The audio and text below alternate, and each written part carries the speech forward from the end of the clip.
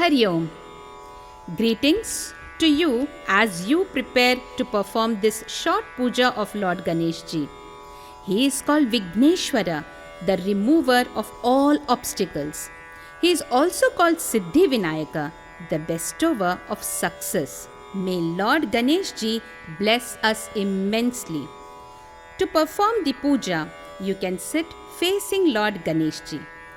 Please keep all the materials necessary for the puja: the Panchapatra, water cup, small plate and spoon, a plate of flowers, a bell, few tulsi leaves, a clean cloth to wipe Ganesh Ji's idol, and another one to wipe your palm, chandan, kumkum, rice grains smeared with turmeric called the akshata, food and fruits to be offered as naivedya, incense sticks, a lamp and aarti plate.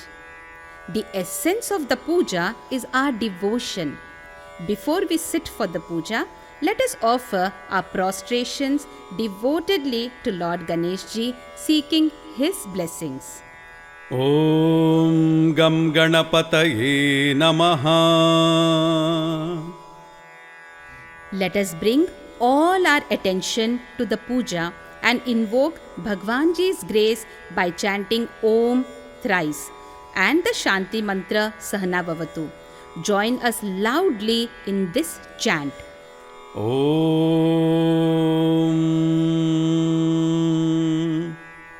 Om.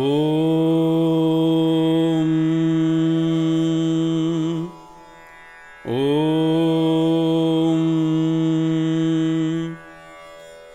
Sahana Bhavatu, Sahanau Bhunaktu, Saha Viryam Karavavahai, Tejasvinavadhitamastu ma vidvishavahai. Om Shanti Shanti Shanti. We start with the invocation of Ganesh Ji. Tap your forehead softly with your knuckles as we chant this shloka. Atha Vigneshwara Dhyanam. Om Shuklam Baradharam Vishnum Shashivarnam Chaturbhujam Prasannavadanam Dhyayet Sarva Vignopashantaye. Om Shri Mahaganapataye Namaha. Let us now pray for purifying the water that we are going to use for this puja. Smear a little chandan and kumkum on the panchapatra with your ring finger. Take 3 tulsi leaves and place it in the water. Close the panchapatra with your palm and invoke all our holy rivers to be present in your panchapatra with this mantra. Atha tirtha nirmitihi Gange cha yamune chaiva Godavari Saraswati Narmade Sindhu Kaveri Jalesmin Sannidhim Kuru. We now worship the bell and ring it gently to invite all gods to be present at this puja. Smear a little chandan and kumkum on the top of the bell and ring the bell as we chant the mantra. Ata ghanta nadaha. Om Magamartham tu Devanam Gamanartham tu Rakshasam Kurve Ghantaravam Tatra Devatahvana Lakshanam. We now purify ourselves by Achamanam. Take a spoon of water in your palm, chant the mantra and sip the water. You will be doing it thrice. Atha Achamanam. Om Keshavaya Swaha. Om Narayanaya Swaha. Om Madhavaya Swaha. Now take a spoon of water. Wipe your hands with it. Cover your right ear and chant Om Govindaya Namaha. You will hear it vibrating throughout your body. Om Govindaya Namaha. Let us now perform the pranayama. Close your left nostril with the little finger and the ring finger. Breathe in through the right nostril deeply. Now, close your right nostril with your thumb. Chant the Gayatri mantra thrice in your mind, visualizing Mother Gayatri's form. At the end, open your left nostril and breathe out. अथ प्राणायामः ॐ भूर्भुवस्सुवः तत्सवितुर्वरेण्यं भर्गो देवस्य धीमहि धियो यो नः प्रचोदयात् ॐ भूर्भुवस्सुवः तत्सवितुर्वरेण्यं भर्गो देवस्य धीमहि धियो यो नः प्रचोदयात् ॐ भूर्भुवस्सुवः तत्सवितुर्वरेण्यं भर्गो देवस्य धीमहि धियो यो नः प्रचोदयात्. We are now invoking the Devatas of the directions to protect our puja. With your right hand raised, wave it in a circle above your head starting from the left side as we chant the mantra. At the end, tap your left palm with the forefinger and middle finger of your right hand. अत दिग्बन्धः ॐ भूर्भुवस्सुवः. We now invoke the blessings of Lord Ganesh Ji, Mother Saraswati and Pujya Gurudev to shower their blessings upon us for the successful conduct of the puja. Take some flowers and hold with folded hands. Offer the flowers at the end of each shloka. अथ गणेश सरस्वती गुरुस्मरणं वक्रतुण्ड महाकाय सूर्यकोटि समप्रभ निर्विघ्नं कुरु मे देव सर्वकार्येषु सर्वदा. ॐ श्री महागणपतये नमः. सरस्वती नमस्तुभ्यं वरदे कामरूपिणी विद्यारम्भं करिष्यामि सिद्धिर्भवतु मे सदा. ॐ श्री सरस्वत्यै नमः.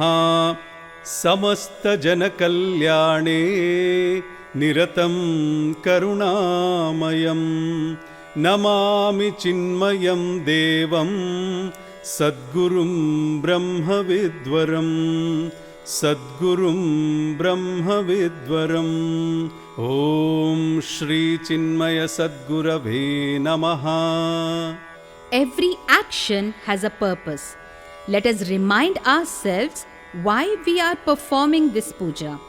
This noble purpose is called the Sankalpa. We resolve that we are performing this puja devotedly, seeking the Lord Ganesh Ji and Gurudev's blessings for strengthening our devotion to the Lord and for our physical and mental well-being. Take a few flowers, some akshata and a drop of water in your right palm. Close it to make a fist. Place the fist facing downwards on your left palm. Place both hands on your right thigh. Close your eyes and chant along with us. At the end, offer the flowers and akshata to the Lord. अथ संकल्पः ॐ ममोपात समस्तदुरितक्षयद्वारा श्री परमेश्वर प्रीत्यर्थं ज्ञानवैराग्यसिद्ध्यर्थं विद्याविनयप्राप्त्यर्थं श्री सद्गुरुप्रसादसिद्ध्यर्थं श्री महागणपतिप्रसादसिद्ध्यर्थं च श्री महागणपति लघुपूजाम् अद्य करिष्ये.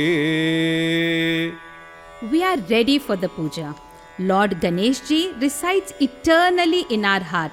For the purpose of this puja, we invite Ganesh Ji to come and reside in the idol or picture we are worshipping. First, let us meditate on Lord Ganesh Ji in our heart. Visualize Ganesh Ji as residing in our heart and chant this shloka. अथ देवता ध्यानम् ॐ एकदन्ताय विद्महे वक्रतुण्डाय धीमहि तन्नो दन्तिः प्रचोदयात्. ॐ एकदन्ताय विद्महे वक्रतुण्डाय धीमहि तन्नो दन्तिः प्रचोदयात्. ॐ एकदन्ताय विद्महे वक्रतुण्डाय धीमहि तन्नो दन्तिः प्रचोदयात्. Touch your heart with your left hand. Touch Ganeshji's feet at the idol or picture with your right hand. Invoke the Lord in the idol or picture by chanting this mantra. अथ आवाहनम् ॐ गं गणपतये नमः ॐ गं गणपतये नमः ॐ गं गणपतये नमः आगच्छ देवदेवेश तेजो राशे जगत्पते क्रियमाणां मया पूजां गृहाण सुरसत्तमा ॐ श्रीमहागणपतये नमः आवाहयामि. The Lord is treated as the most esteemed guest who has now come to the idol or picture at our request. The following steps we are going to do are to express our reverence and to honor Ganeshji in various ways. By this, our mind will revel in his worship. Ganeshji has just arrived. We begin with offering Lord Ganeshji a royal seat of honor. Offer a flower symbolizing the throne that you are offering to Ganeshji. अथ आसनम् ॐ श्रीमहागणपतये नमः आसनार्थे पुष्पं समर्पयामि. We now offer a spoonful of water with our palm to the Lord, once with each mantra. The 3 offerings are to wash Ganeshji's feet, hands, and for Ganeshji to drink. अथ अर्घ्यम् ॐ श्रीमहागणपतये नमः हस्तयोः अर्घ्यं समर्पयामि. अथ पाद्यम् ॐ श्रीमहागणपतये नमः पादयोः पाद्यं समर्पयामि. अथ आचमनीयम् ॐ श्रीमहागणपतये नमः मुखे आचमनीयं समर्पयामि. We are now going to offer a sacred bath to the Lord. Hold a few flowers with your fingers. Dip them in the water in the Panchapatra and sprinkle it on Ganeshji's idol or picture. Chant the Ganpati Atharva Shirsha as you keep sprinkling and offering the sacred bath to Ganeshji. अथ स्नानीयम् ॐ भद्रं कर्णेभिः शृणुयाम देवाः भद्रं पश्येमाक्षभिर्यजत्राः स्थिरैरङ्गैस्तुष्टुवागंसस्तनूभिः व्यशेम देवहितं यदायुः स्वस्ति न इन्द्रो वृद्धश्रवाः स्वस्ति नः पूषा विश्ववेदाः स्वस्ति नस्ताक्षो वरिष्ठनेमिः स्वस्ति नो बृहस्पतिर्ददातु. ॐ शान्तिः शान्तिः शान्तिः. ॐ नमस्ते गणपतये त्वमेव प्रत्यक्षं तत्त्वमसि त्वमेव केवलं कर्तासि त्वमेव केवलं धर्तासि त्वमेव केवलं हर्तासि त्वमेव सर्वं खल्विदं ब्रह्मासि त्वं साक्षादात्मासि नित्यं ऋतं वच्मि सत्यं वच्मि अवत्वं माम् अववक्तारम् अवश्रोतारम् अवदातारम् अवधातारम् अवानुचानमवशिष्यम् अवपश्चात्तात् अवपुरस्तात् अवोत्तरात्तात् अवदक्षिणात्तात् अवचोर्ध्वात्तात् अवाधरात्तात् सर्वतो मां पाहि पाहि समन्तात्. त्वं वाङ्मयस्त्वं चिन्मयः त्वमानन्दमयस्त्वं ब्रह्ममयः त्वं सच्चिदानन्दाद्वितीयोऽसि त्वं प्रत्यक्षं ब्रह्मासि त्वं ज्ञानमयो विज्ञानमयोऽसि. सर्वं जगदिदं त्वत्तो जायते सर्वं जगदिदं त्वत्तस्तिष्ठति सर्वं जगदिदं त्वयि लयमिष्यति सर्वं जगदिदं त्वयि प्रत्येति. त्वं भूमिरापो नलो निलो नभः त्वं चत्वारि वाक्पदानि त्वं गुणत्रयातीतः त्वम् अवस्थात्रयातीतः त्वं देहत्रयातीतः त्वं कालत्रयातीतः त्वं मूलाधारस्थितोऽसि नित्यं त्वं शक्तित्रयात्मकः त्वां योगिनो ध्यायन्ति नित्यं. त्वं ब्रह्मा त्वं विष्णुस्त्वं रुद्रस्त्वम् इन्द्रस्त्वम् अग्निस्त्वं वायुस्त्वं सूर्यस्त्वं चन्द्रमास्त्वं ब्रह्म भूर्भुवस्वरों गणादिं पूर्वमुच्चाय वर्णादीं तदनन्तरम् अनुस्वारः परतरः अर्धेन्दुलसितं तारेण ऋद्वम् एतत्तव मनुस्वरूपं गकारः पूर्वरूपम् अकारो मध्यमरूपम् अनुस्वारश्चान्त्यरूपं बिन्दुरुत्तररूपं नादः सन्धानं सगंहिता सन्धिः सैषा गणेशविद्या गणकऋषिः निःसृद्गायत्री छन्दः गणपतिर्देवता ॐ गं गणपतये नमः एकदन्ताय विद्महे वक्रतुण्डाय धीमहि तन्नो दन्तिः प्रचोदयात्. Now you can stop sprinkling water. Place the used flowers in the Panchapatra plate. Take the fresh clean cloth to wipe Ganeshji's idol or picture softly and thoroughly.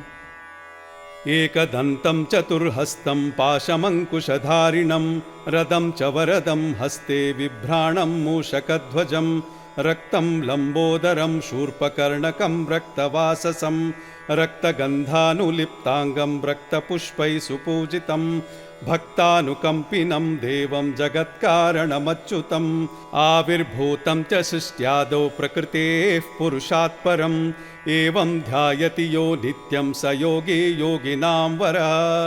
नमो व्रातपतये नमो गणपतये नमः प्रमथपतये नमस्तेऽस्तु लम्बोदरायैकदन्ताय विघ्ननाशिने शिवसुताय श्रीवरदमूर्तये नमः. ॐ शान्ति शान्ति शान्तिः. Offer a spoonful of water with your palms as we chant this mantra. ॐ श्रीमहागणपतये नमः. स्नानीयं समर्पयामि. We are now offering a vastra to Lord Ganeshji. Offer a flower with the mantra symbolizing the vastra for Ganeshji. अथ वस्त्रम्. ॐ श्रीमहागणपतये नमः. वस्त्रार्थे पुष्पाणि समर्पयामि. Let us now offer the upavitam, the sacred thread. Take some akshata and offer it symbolically as the sacred thread. अथ उपवीतम्. ॐ श्रीमहागणपतये नमः. उपवीतार्थे अक्षतान् समर्पयामि. Offer chandan and kumkum to Lord Ganeshji.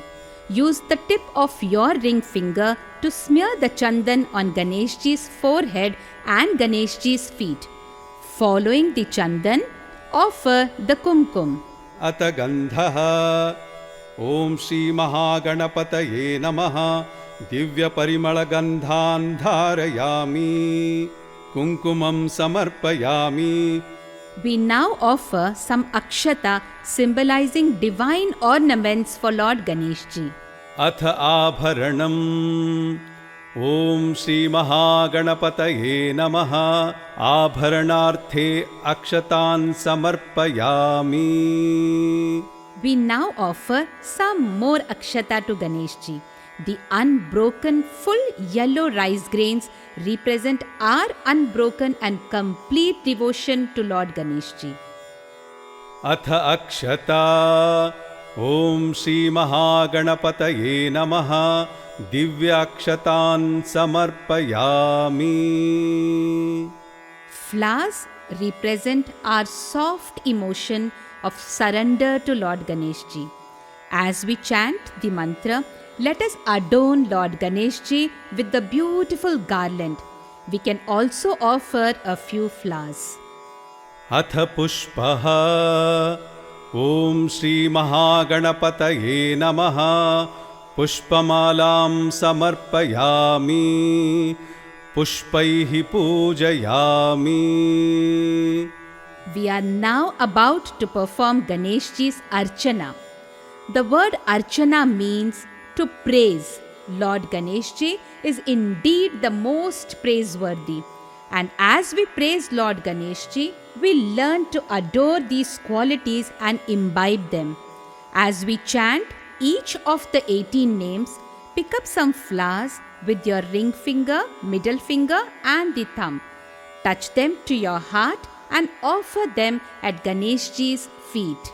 अथ अर्चना.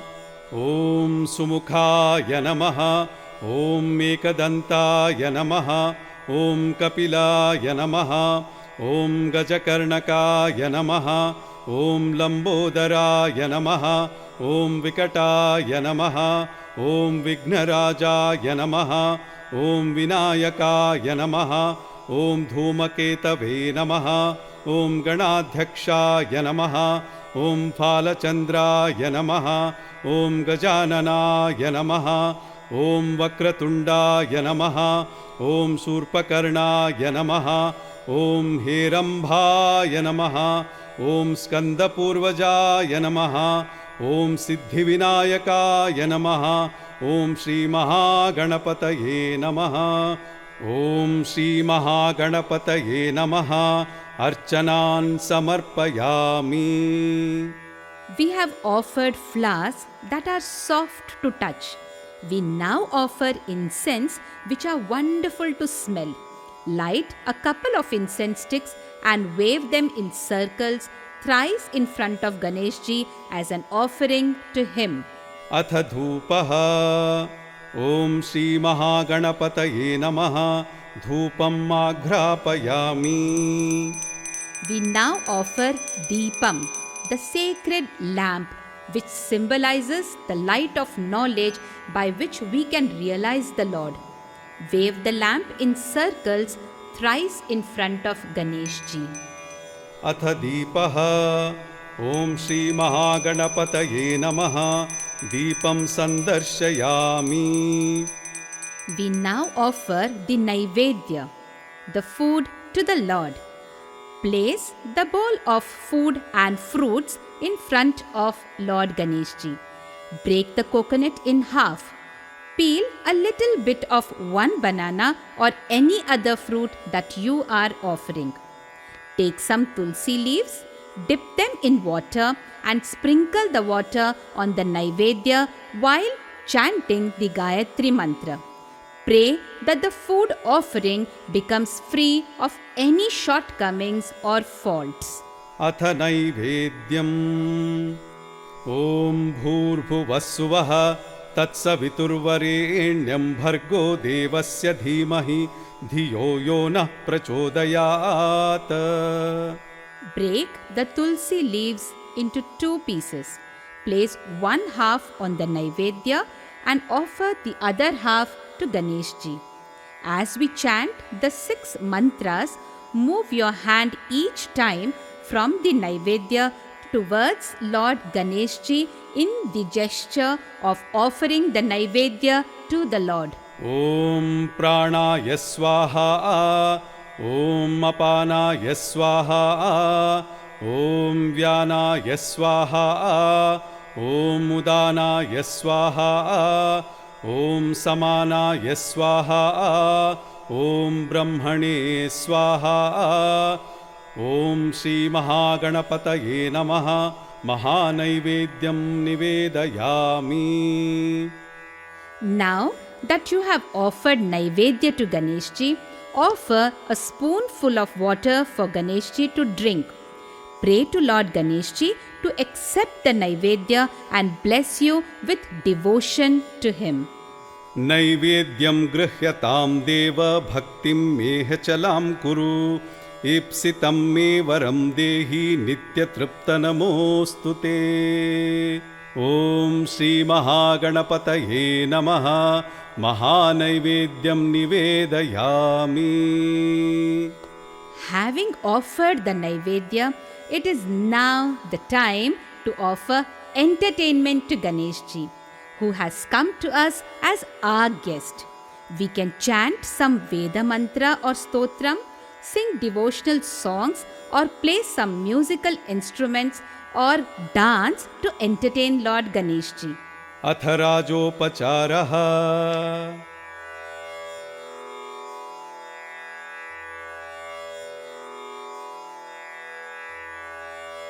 Having offered your Rajopachara, please offer a few flowers with this mantra to Lord Ganeshji. ॐ श्रीमहागणपतये नमः समस्तराजोपचारान् समर्पयामि. Exalted among all steps of the puja is the Aarti. Please stand up taking camphor Aarti or the specially decorated ghee lamp. Offer the Aarti by waving the lamp in circles in front of Ganeshji's idol or picture while chanting the Aarti mantra. अथ मङ्गलनीराजनम् ॐ राजाधिराजाय प्रसय्य साहिने नमो वयं वै श्रवणाय कुर्महे समे कामान् कामकामाय मह्यं कामेश्वरो वै श्रवणो दधातु कुबेराय वै श्रवणाय महाराजाय नमः ॐ न तत्र सूर्यो भाति न चन्द्रतारकं नेमा विद्युतो भान्ति कुतोऽयमग्निः त्वमेव भान्तमनुभाति सर्वं तस्य भासा सर्वमिदं विभाति. Offer a spoonful of water to Ganeshji after circling it around the Aarti flame. Offer flowers to Ganeshji in the same manner. ॐ श्रीमहागणपतये नमः मङ्गलनीराजनं समर्पयामि. Show the Aarti lamp to others attending the puja. It is by Lord Ganeshji's grace that this puja was made possible. In this attitude of deep gratitude, let us offer our salutations to Ganeshji. Stand up and turn around in a circle thrice towards your right hand side and offer prostration to Ganeshji. अथ प्रदक्षिणनमस्कारः. यानि कानि च पापानि जन्मान्तरकृतानि च तानि तानि विनश्यन्ति प्रदक्षिणपदे पदे. ॐ श्रीमहागणपतये नमः प्रदक्षिणनमस्कारान् समर्पयामि. This entire puja is our divine offering unto Lord Ganeshji. We now offer a few flowers symbolizing our complete surrender to Ganeshji. Take a few flowers and hold them in salutations. Offer them at the end of this mantra. अथ अर्पणम् कायेन वाचा मनसेन्द्रियैर्वा बुद्ध्यात्मना वा प्रकृते स्वभावात् करोमि अद्य सकलं परस्मै नारायणायेति समर्पयामि. श्रीमन्नारायणायेति समर्पयामि. Our puja may have had few shortcomings or even some defects in the way we performed the puja or in the depth of devotion and attention we could invoke. Let us fold our hands and seek forgiveness and pray to Lord Ganeshji to accept this puja that was done with all sincerity. Take a few flowers and hold it saluting the Lord. Offer the flowers at the end of the mantra. अथ क्षमापणम् करचरणकृतं वा कायजं कर्मजं वा श्रवणनयनजं वा मानसं वापराधं विहितमविहितं वा सर्वमेतत् क्षमस्व. जय जय करुणाब्धे श्रीमहादेव शम्भो. जय जय करुणाब्धे श्रीमहादेव शम्भो. Having completed the puja, let us sit for a minute, meditating upon Lord Ganeshji. With your eyes closed, visualize the form of Ganeshji whom you have worshipped. In your mind, repeat the mantra Om Gam Ganapataye Namaha. ॐ गं गणपतये नमः. ॐ गं गणपतये नमः. ॐ गं गणपतये नमः. We now have to request Ganeshji to to return to our heart, from where he came to reside in the idol or picture to receive our worship. Once again, touch your heart with your left hand and Ganeshji's feet with your right hand. Close your eyes and chant Ganesha Gayatri 3 times. अथ उद्वासनम् एकदन्ताय विद्महे वक्रतुण्डाय धीमहि तन्नो दन्तिः प्रचोदयात्। ॐ एकदन्ताय विद्महे वक्रतुण्डाय धीमहि तन्नो दन्तिः प्रचोदयात्। ॐ एकदन्ताय विद्महे वक्रतुण्डाय धीमहि तन्नो दन्तिः प्रचोदयात्। Having completed the puja, we thank the gods of the directions for protecting our puja. To do this, raise your right hand and wave it in a circle above your head starting from your right side. At the end, tap your left palm with your forefinger and middle finger of your right hand. अत दिग्विमोक्षः ॐ भूर्भुवः सुवरोम्। We complete the puja now by chanting the prarthana, the prayer for the well-being of all, followed by the Shanti mantra. Let us close our eyes in prayer as we chant this mantra. अथ शान्ति मन्त्रः ॐ सर्वेषां स्वस्ति भवतु, सर्वेषां शान्तिर्भवतु, सर्वेषां पूर्णं भवतु, सर्वेषां मङ्गलं भवतु, सर्वे भवन्तु सुखिनः, सर्वे सन्तु निरामयाः, सर्वे भद्राणि पश्यन्तु, मा कश्चित् दुःखभाग् भवेत्। असतो मा सद्गमय, तमसो मा ज्योतिर्गमय, मृत्योर्मा अमृतं गमय। ॐ पूर्णमद पूर्णमिदं पूर्णात् पूर्णमुदच्छते पूर्णस्य पूर्णमादाय पूर्णमेवावशिष्यते। ॐ शान्ति शान्ति शान्तिः। हरिः ॐ श्रीगुरुभ्यो नमः। हरिः ॐ। Having completed the puja, rise up after offering your salutations to Ganeshji. Let us now partake of the prasad of this puja. Remember that prasad is to be distributed to everyone before we take it. The first prasad is the sacred water or tirtha.